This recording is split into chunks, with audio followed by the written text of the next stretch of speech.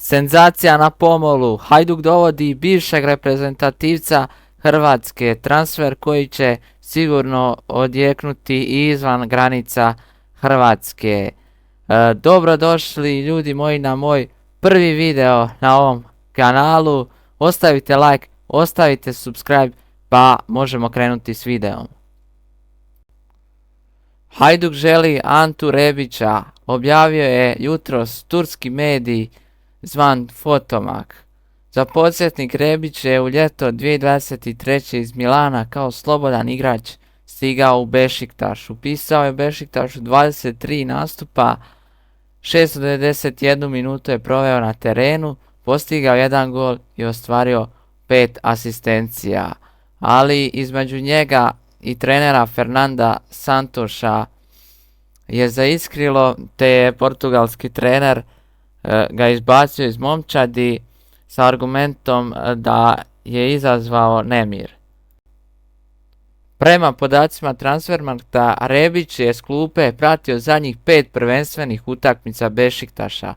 Turski mediji, koji se do sad baš i nisu pokazali osobito točnim, nisu baš od povjerenja, navode da Rebić igra ispod svojih očekivanja u Bešiktašu, a s Bešiktašem ima ugovor do ljeta 2025. godine.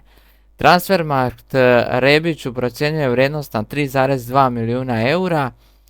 Turski medij takvim navodi da Hajduk jako dobro prati tu situaciju i želi Rebića dovesti u ljetnom prijelaznom roku.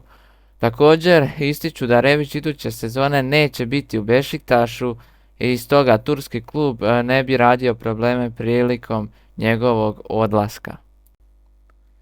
Rebić je, igrajući za hrvatsku reprezentaciju, sakupio 42 nastupa te postigao 3 gola, a što se tiče medalja ima srebro sa svjetskog prvenstva 2018. godine, a za reprezentaciju nije igrao još od 2021. godine i Europskog prvenstva, nakon, kao što svi znamo, nakon što je kritizirao izbornika Zlatka Dalića.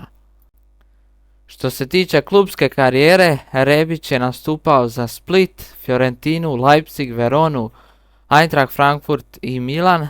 Sa Frankfurtom je pod vodstvom Nike Kovača osvojio njemački kup 2018. dok je prije 2 godine s Milanom bio prvak Serije A.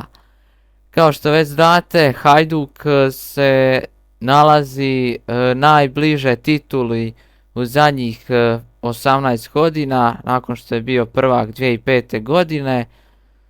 Splitski klub je već ove godine doveo 2 odlična igrača, Ivana Perišića koji se oporavlja od ozljede koljena, te doveo Josipa Brekala na posudbu iz Fiorentine.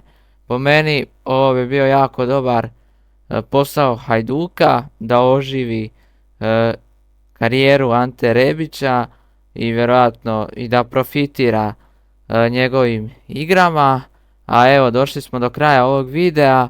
Ostavite like, ostavite komentare, svoja razmišljanja, a mi se onda čujemo do idućeg videa. Lijep pozdrav!